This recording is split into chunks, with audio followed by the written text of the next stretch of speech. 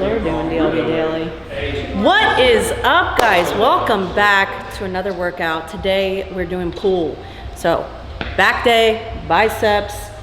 These guys are already ahead of me. They're doing DLB daily right now. How's it going?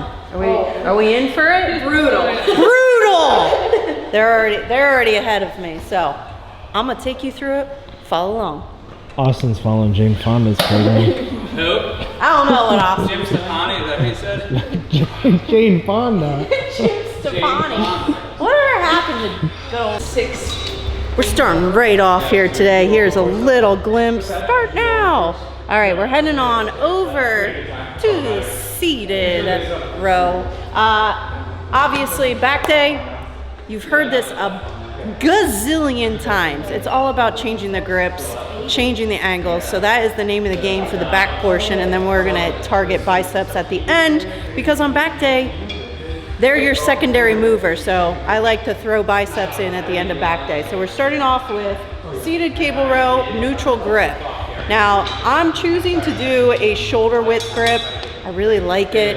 This is gonna target that mid back, lower traps, just right in the center. This is more of like a density exercise, not so much width. Density in the center. I don't know what the reps are, but I bet you it's somewhere 12. Let's take a guess. Probably 12 for the first one, then 10, and then 8. Probably 8 again with a drop set. Yeah, pretty much. 12, 10, 8, 8. And I usually throw a drop set at the end of the last one. Socks today. Because it was so hot outside. And my other socks are very sweaty. They're very wet. You don't see that style very So often. you know, this is what all the kids do now. I do. Back in my day, we used to, because for some reason they didn't make ankle socks. And all we had were these freaking long socks, and it became uncool to wear them. They're really cool now. So we used to go like this. We'd shove them under our feet, and then you would walk around kind of uncomfortable because they just didn't make no-show socks. They make them now, and now all the kids wear freaking long socks. I should have never threw any of my clothes out because it always comes back. All right, moving on to a unilateral movement. We're doing single arm dumbbell row, 3 sets, 12, 10, 8, obviously going a little bit heavier as you go. Now, one of the big things here is it's not so much of flexing your elbow. It's more of I see it more of an arc. So when I flex my elbow, one, I'm not getting back behind my hip. What I want to target is our lats. Our lower lats are gonna be our primary mover here. So to get that elbow back behind my body, I wanna swing the dumbbell up, back. Like if I had pockets, I always say pull towards your pocket. And then I let my arm stretch forward, really stretching that lat out. And when I come up, your first movement isn't bending your elbow. First movement is right here. So if you want to practice that beforehand, is contract your lat, and it automatically moves your arm backwards. So contract, and then you just follow that movement back, trying to get that elbow back behind you and pulling towards your pocket. 12, 10, 8. Well, here we are. So we got a mid pull, we got a low pull. Now we're gonna do some high pulls. We're not gonna do this all by itself because that's silly, because you can do so many different grips just on one bar. We're gonna start off with a very typical wide grip pull down, lat pull down.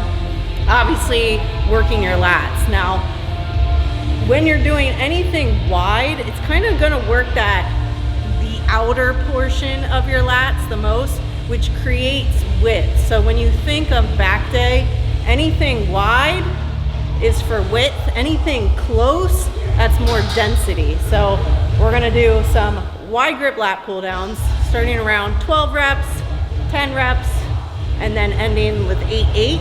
So if you can, I always try to If you get 8 reps pretty easy, try to bump the weight up, do 8 again. Then we are going to flip our hands, and then we're going to go in shoulder width or slightly inside. I sort of do a slightly inside shoulder width, and we're gonna keep sitting, but do an underhand grip, lat pull down. Now the reason I like this, one, it's changing your grip. Anytime you change the grip, you're gonna feel it differently. Now this is obviously working our lats too, but I like this because anytime your arms are out in front of our body, we can get even a better stretch. So we're really stretching out, and then when you come back down, keep your chest up and try to dig those, what are these? Elbows. Try to dig your elbows right into your lats, squeezing those shoulder blades together. You get a little bit more range of motion this way, having a closer grip and underhand. And then it also is going to add some more biceps in. Sticking around 10 reps for this. The old double row.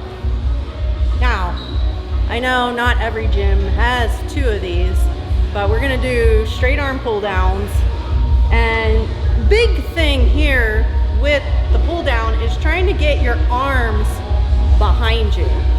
And you're a little limited this way because the rope end up and hit you, and you can't really get further behind you. So if you have to, use them. So we're doing straight arm pull downs. I like to hinge at the hips a little bit. Arms kind of start right by your shoulders, not really above, otherwise it's more of a shoulder movement. Right at your shoulders, and then I'm trying to scoop out nice and wide, and then try to get your elbows or your arms back behind your body. That way you're getting a little bit more full range of motion. If you don't have to, it's okay. It will still get the job done. We're just getting the job done a little extra. It's fine. From there, we're then just gonna go into, I was trying to decide what kind of row I wanna do for the next one. So we did neutral. I think I'm gonna do a high row. A high row. So it's gonna hit high row slash face pullish. But big thing here is getting our elbows nice and wide. For this is gonna target your upper traps, mid traps, rhomboids, rear delts. So we're pulling back straight to our face. Now face pull, we usually kind of pull up a little bit. Here, we're gonna be pulling right back to our shoulders, hitting that upper back. Both of these, 10 to 12 reps, 4 sets. All right, back is done. Let's finish off with some biceps. One of my favorite things to do, because it's just a really great tool and I do love volume, is 21s. Now, I change up the order so it makes more sense, and I actually have a really great tip for this, so insert that little tip video right now. All right, you want bigger biceps? We're gonna do 21s. However, we're gonna make them even better. 21s are great, I use them, but the normal way to do 21s, or what most people do, is 7 at the bottom, 7 at the top, and 7 full. And we're gonna make it just a little bit better. So as you're getting tired or you're starting fatigued, it will actually get easier. So we're gonna switch that order around and make 21s even better. So we are going to start with the top. The top are the hardest. You're at peak contraction, your muscle doesn't get much rest, you're just going here. So we're gonna start with 7 at the top, and I actually like to sit with these because it's a good cue of where to stop. You have to stop you can't go further than 90, so your legs stop it. I'm gonna sit for my first 7, then I'm gonna stand, and we're gonna do 7 full standing, and then we're gonna finish with the easiest ones, which are the bottoms. So as we fatigue, we're getting easier. All right, and for the finale, we're gonna finish off our biceps with 1.5 rep preacher curl. So single arm preacher curl. But I actually have some really great tips how to set yourself up so you are performing them with perfection. Tip is how to stay in active range of motion, knowing when to stop on the down and also knowing when to stop on the way up. If I come all the way up here, I've lost tension because my arms are stacked over the top of each other. You also lose tension all the way at the bottom. So my ending point is right here. I'm contracting my triceps, but I'm also in a lengthened position in my biceps. And when I come up, I realize I'll lose tension when the weight's stacked over. So I want to stop a little before that. So stay in that active range so you're getting constant tension the whole entire time. Now, I was showing you that with 2 arms. Now, because we're doing single arm, I actually like to twist my body so that we keep, if you're paying attention to the tips, so that we keep this all in line so that our muscle fibers are all running. So I like to sit a little bit sideways as I go, but same setup as 2 hands, except we're doing single arm. 3 sets, 6 reps, but they're 1.5 reps. So you're gonna come up, go down halfway, back up, and then all the way.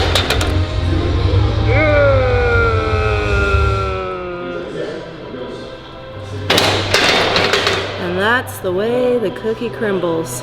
Appreciate you guys for watching. If you like these videos, go ahead and like it. Just be nice.